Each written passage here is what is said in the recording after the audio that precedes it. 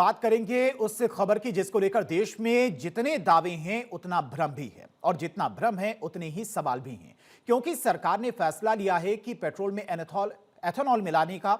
लेकिन इसी एथेनॉल को लेकर बहुत से सवाल हैं। हर सवाल के पीछे का एक तर्क है और हर तर्क के पीछे एक भ्रम है।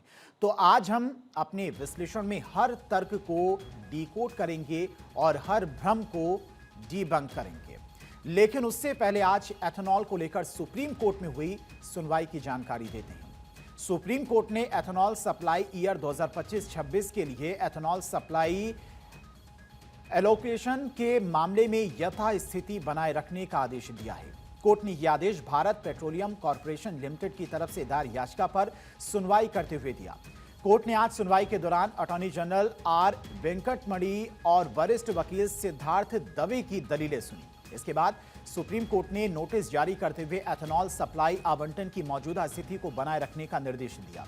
यह मामला कर्नाटक हाईकोर्ट के उस आदेश से जुड़ा है जिसमें तेल कंपनियों को एक डिस्टिलरी की तरफ से एथेनॉल आवंटन बढ़ाने को लेकर दी गई याचिका पर विचार करने के बाद फैसला लेने का निर्देश दिया गया था।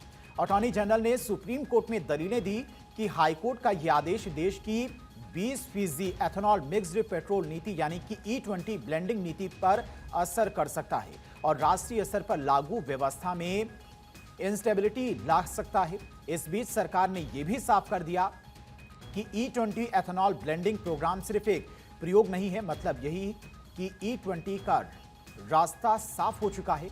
अब सवाल ये उठता है कि E20 से आपकी गाड़ी पर क्या असर होगा। तो सबसे पहले वो भी आपको समझाते हैं। E20 पेट्रोल एक ऐसा ईंधन है जिसमें 20% एथेनॉल और 80% सामान्य पेट्रोल मिला होता है। एथेनॉल में एक तरह का बायोफ्यूल है जो गन्ने, मक्का और दूसरी फसलों से बनता है। इसके अपने फायदे भी हैं, जैसे फायदे सामान्य पेट्रोल की तुलना में ज्यादा एनवायरमेंट फ्रेंडली है, मतलब इससे प्रदूषण कम होता है। साथ ही इससे और कच्चे तेल के इंपोर्ट को कम करके भारत का विदेशी मुद्रा भंडार भी बच सकता है। लेकिन इस E20 को लेकर कई तरह के सवाल भी उठ रहे हैं, क्योंकि लोगों के दिलो दिमाग में इस बात को लेकर भी भ्रम है कि E20 से उनकी गाड़ी के इंजन पर असर होगा और यह असर माइलेज के रूप में दिखेगा। तो यहां इसका एक पूरा ब्रेकडाउन आपके सामने रखते हैं।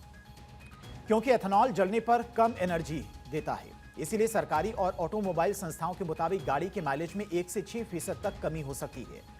इसको आप इस तरह से समझ सकते हैं कि अगर आपकी कार सामान्य पेट्रोल पर 15 किलोमीटर की एवरेज देती है तो E20 पेट्रोल पर वो घटकर लगभग 13.5 से 14 किलोमीटर हो जाएगी। लेकिन यहां सिर्फ आपको माइलेज का नुकसान नहीं होगा, बल्कि आपकी जेब पर भी फायदे का असर दिखेगा, क्योंकि E85 तक का पेट्रोल लाने की तैयारी कर रही है सरकार, जो E20 के मुकाबले करीब 20 रुपए तक सस्ता होगा। हालांकि इसके लिए खास फ्लेक्स फ्यूल इंजन वाली गाड़ियों की जरूरत होगी और इस दिशा में भी देश आगे बढ़ रहा है। लेकिन बात साफ है, बदलाव जब भी आता है अपने साथ आशंकाओं के बादल और सवालों के बवंडर जरूर लाता है। एथेनॉल ब्लेंडिंग को लेकर आज जो भ्रम देश के आम आदमी के मन में है वो स्वाभाविक है, लेकिन भविष्य की इस रफ्तार को रोकना अब नामुमकिन है।